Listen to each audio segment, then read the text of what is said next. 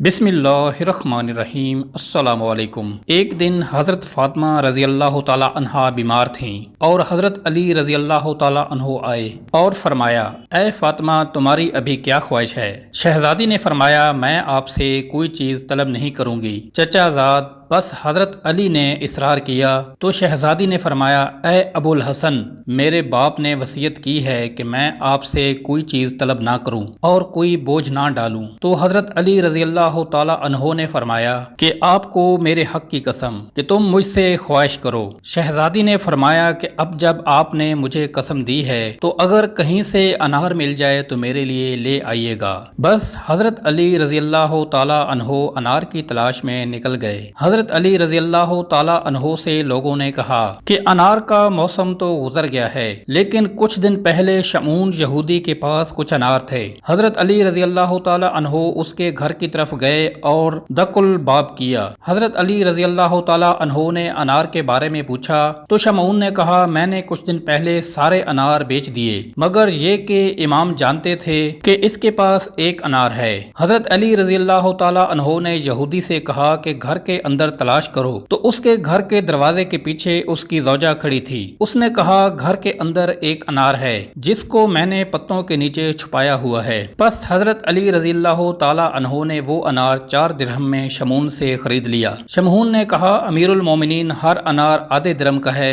हज़रत अली रज़ी अल्लाह ताला अन्हो ने कहा कि तेरी ज़ौजा ने अनार को अपने फायदे के लिए छुपाया हुआ था, 3.5 दिरहम उसके लिए हैं और आधा दिरहम तेरा है। और हज़रत अली रज़ी अल्लाह ताला अन्हो खुशी खुशी घर की तरफ चल पड़े। रास्ते में एक शख्स जो के बीमार था, उसकी आवाज सुनी तो आप रज़ी अल्लाह ताला अन्हो उस मरीज की तरफ चल पड़े। वो मरीज जमीन पर लेटा हुआ था। हज़रत अली रज़ी अल्लाह ताला अन्हो उसके पास बैठे, उसके सर से मिट्टी को हटाया और कहा कि तुम्हारा ताल्लुक किस कबीले से है? उसने कहा, मैं मदाइन से हूँ और मुझ पर कर्जे का बोझ है, इसीलिए हज़रत अली रज़ी अल्लाह ताला अन्हो की खिदमत में मदीना जाऊँ गा, उम्मीद है वो मेरा कर्ज अदा कर देंगे, जबकि मैं अभी मरीज हूँ। आप देख रहे हैं। हज़रत अली रज़ी अल्लाह ताला अन्हो ने पूछा, ऐ शख्स, तेरा अभी क्या दिल चाह रहा है? उसने कहा कि अनार खाने को दिल चाह रहा है, अगर मिल जाए। हज़रत अली रज़ी अल्लाह ताला अन्हो ने कहा, मेरे पास एक ही अनार है जो मैंने खरीदा है एक मरीज के लिए,